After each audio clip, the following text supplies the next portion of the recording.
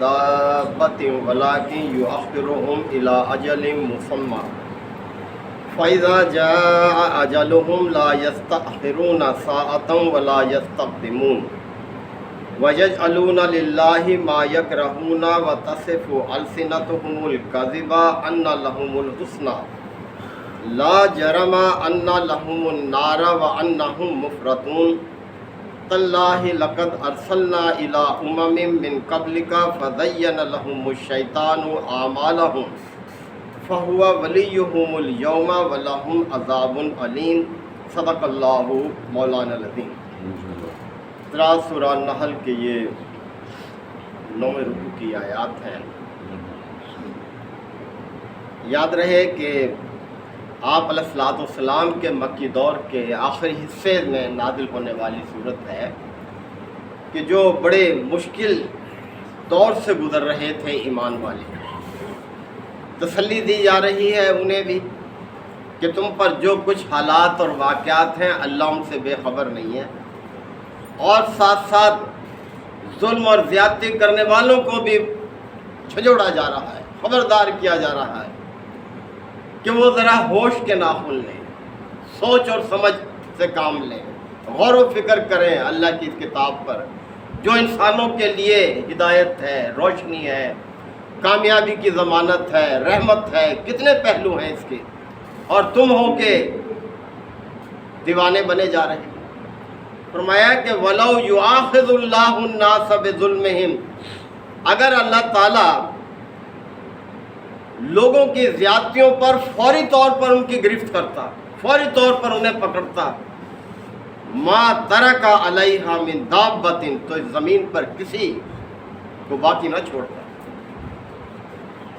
یہ کہتے تھے کہ ہم تم سے زیادہ مالدار ہیں، اولاد بھی ہے، اقتدار بھی ہمارے پاس ہے، یہ خانہ کعبہ کی تولیت ہمارے پاس ہے، تمہارے پاس کیا ہے؟ صبح ہے تو شام کا نہیں ہے، شام کا ہے تو صبح نہیں ہے، خوش ہے ہم سے اللہ۔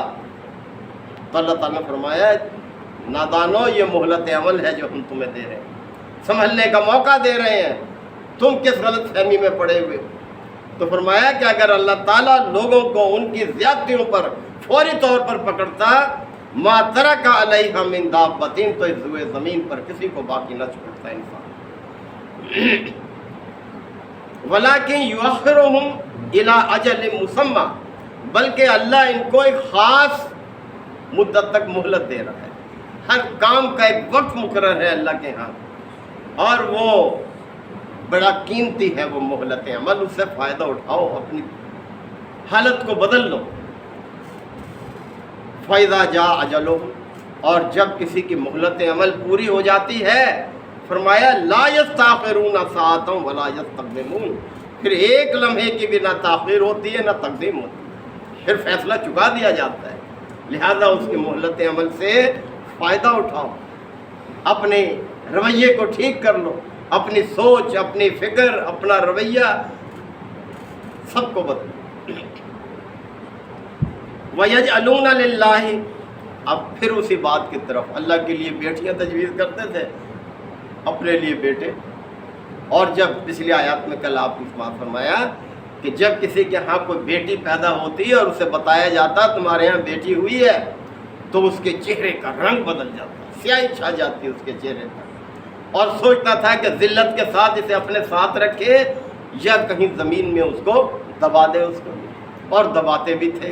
کل ایک واقعہ بھی میں نے آپ کے سامنے رکھا تھا جو حدیث کی کتابوں میں بیان ہوا ہے۔ تو فرمایا کہ وَيَجْعَلُونَ لِلَّهِ مَا يَكْرَهُونَ لِهِ، اور اللہ کے لیے وہ چیزیں تجویز کرتے ہیں ما یکرہون، جسے اپنے لیے ناپسند کرتے ہیں، اللہ کے لیے اس کو تجویز کرتے ہیں۔ وَتَصِفُ أَلْسِنَتُهُمُ الْكَذِبَ، اور اپنی زبانیں جھوٹ کے لیے کھولتے ہیں، جھوٹ رواں ہے ان کے زبانوں پر، وہی ان کی زبانوں پر جاری ہے۔ کتنا بڑا جھوٹ، پیغمبر کو نہیں مان رہے، کتنا بڑا جھوٹ ہے، آخرت کو نہیں مان رہے، کیسی کیسی باتیں کرتے ہیں۔ تو یہ لوگ جھوٹ پر قائم ہے۔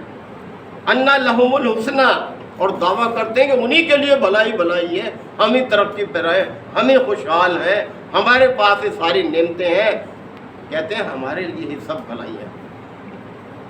لا جرم، اللہ تعالیٰ نے فرمایا ایسا ہرگز نہیں، لازم ہے ان کے لیے ان لہم النار، کہ یہ دوزخ، جو اس کتاب پر ایمان نہیں لائے گا، اس پیغمبر پر ایمان نہیں لائے گا، اللہ کی دعوت کو جو قبول نہیں کرے گا، تو اس کے لیے کیا ہے پھر؟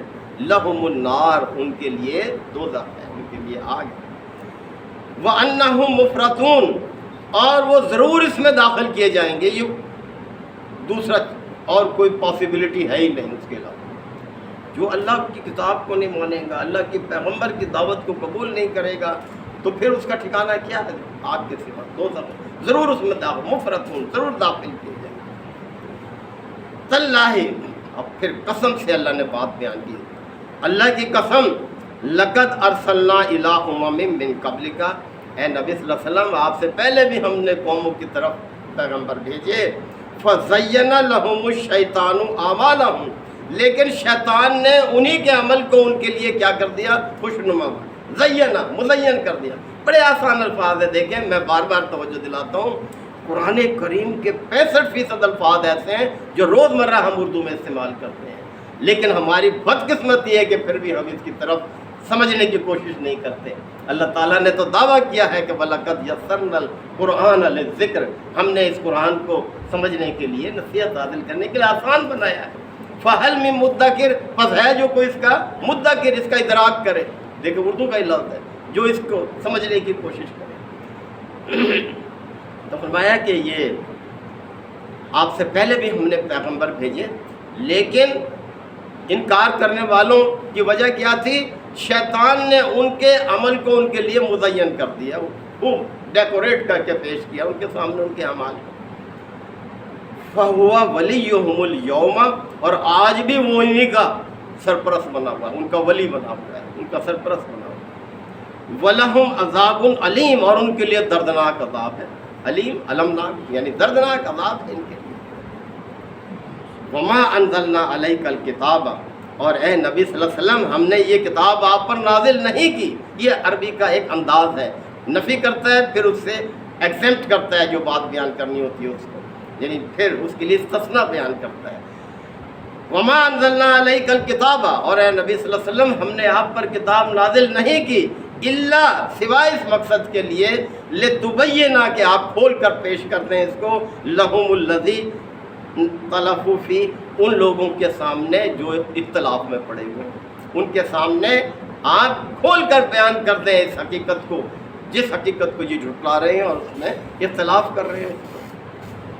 وَهُدًى وَرَحْمَةً لِقَوْمٍ يُؤْمِنُونَ، اور یہ کتاب تو ہدایت ہے، رحمت ہے، لِقَوْمٍ يُؤْمِنُونَ، اس قوم کے لیے جو ایمان لائے گی، جو مانے گی اس کو، جو قبول کرے گی.